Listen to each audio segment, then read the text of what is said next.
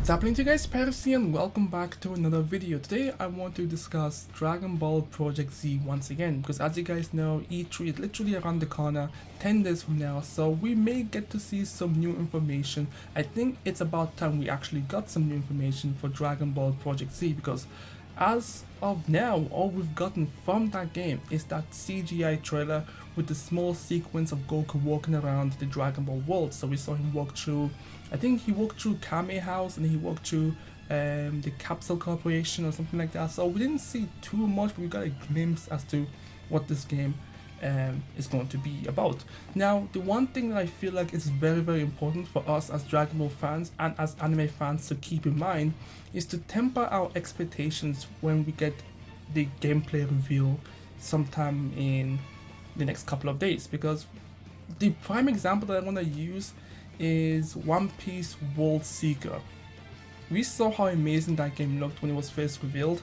It looked like a very well polished anime game. Like, the graphics was astounding, and the world that they presented and the abilities that Luffy was able to do, like hover around, swing around the city, it looked pretty phenomenal. But then when the game came out, the world was very empty. NPCs weren't very I guess populated. Like, if there were so many far too in between to make it feel like an actual living world.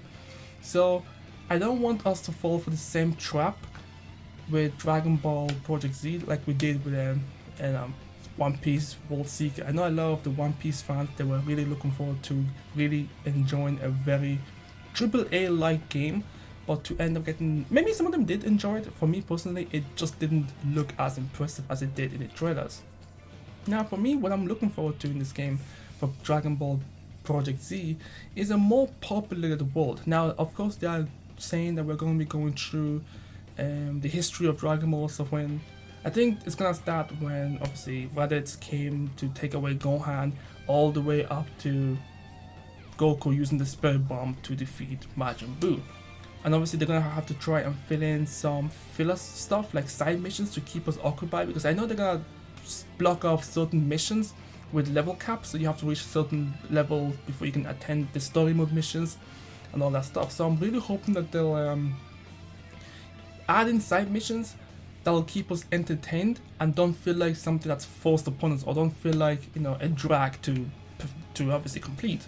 And obviously have a more populated world, so we see NPCs walking around, maybe even a day and night cycle, so we can see, because we've never actually seen the Kame House or the Capsule Corporation at night, so having a day and night cycle as well would be pretty dope. I would actually like to see that as well. See a whole new side of the Dragon Ball world that we've never seen before. Now obviously for combat, I don't have really anything in mind when it comes to combat. If it's a traditional action style combat, that's fine enough. If they try to do a turn-based stuff, that's gonna be a little bit weird, but it's not something that's unusual when it comes to Dragon Ball games. I know some Dragon Ball games have already had turn-based action style games before, so that could be turn-based action style, which you know what I mean, like turn-based style games. What I would like to see, I guess, for the most part, is maybe dynamic events. So when you're walking around, something happens, an alien comes in and you have to try and defeat it, like filler stuff. This game has to be filler. There's gonna be so much filler stuff to keep us occupied, but for the most part, yeah. I think that's pretty much it. Like, I don't know exactly how long I want the story to be. I know some people would like to have a Dragon Ball game with a 40-hour story, but come on now, how much Dragon Ball lore? They can actually do that. I'm not saying that they can't do it, but I feel like the game will have probably 20 to 10 hours of story-oriented content, and then some side missions to keep us occupied and things of that nature. But yeah, obviously the traversing of this world needs to be pretty dope as well. We don't know how large this world is going to be. If you're able to travel from the from the Capsule Corporation all the way to Kami's house, is that possible? How far would Goku have to fly on the Nimbus, or when he finally learns how to use his ki to fly? Like, how long will that take? Or is it going to be instant based? So, there's going to be like certain sections, so how, if let's say for example you're in the Capsule Corporation area and you're just walking around the West City, I think it's called the West City, and there's going to be a certain point where you'll walk, do you know how in some games you'll start walking at a certain distance and then the character just walks off and then there's a small loading screen and then you end up in another section? But that's probably how they're going to do it. Now obviously when a game that revolves around an open world, I feel like there's going to be some RPG element involved into this. You would think that maybe there might be some level of customizations, and just how much customization are there going to be available in this game? Like, can we swap Goku's attacks? Can we swap Goku's color scheme when it comes to his clothing? Do we have party system? Essentially, can we bring more than 2 people on our quest and stuff like that nature? And can we even play as certain characters during certain missions or story oriented? So yeah, like, there's like, we know so little, so it's very easy for me just to go everywhere. But I feel like the most important thing is to we can have our expectations. We can be a little bit hyped up for the game, but we need to also temper it a little bit, because we don't know what they're gonna present us. And when it comes to anime games, we know that when it comes to anime games, they can make the trailers look absolutely amazing. Like, they know how to get us hyped up. I feel like Bandai Namco and whoever else is the developer of this game, they know the fan base. They know exactly what to show us to get us hyped up.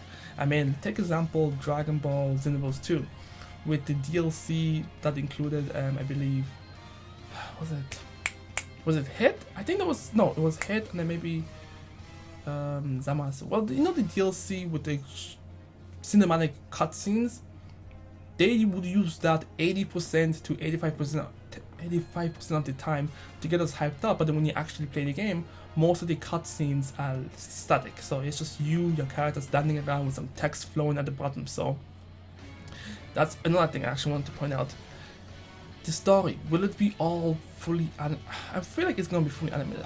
I don't think they're gonna show us all that amazing cinematic events of Goku and Piccolo clashing with the Kamehameha and the special beam cannon, and then all of a sudden the next cutscenes are just them standing around with with text box going through. But yeah, I don't know. I mean, customization, I don't think customization is going to be a huge thing. I feel like at the most they'll let us customize Goku's clothing, the attacks that we get to use, and what stats we want to implement as well. I feel like stats is also going to be another thing. It's going to make this game a little bit more immersive, a little bit more allowing you, I guess, to create your own version of Goku, so you can increase your defensive stats, your offensive stats, your agility, your special energy, things of that nature. But yeah, E3 is gonna be very interesting. There's a lot of games that I'm very interested in, but I think for now, that's the only anime game that we've heard of so far being announced. Well, going to be announced again at E3, which is Dragon Ball Project Z. Multiplayer component.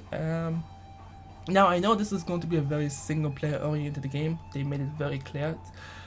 So we won't be seeing any multiplayer aspect with Dragon Ball Project Z, but if they want to do something like that, they can maybe have some kind of asynchronized online mechanics where you don't actually see people, but you can send people stuff and do all that stuff. But anyways, that's just my opinion on it. Let me know what you guys think in the comments below.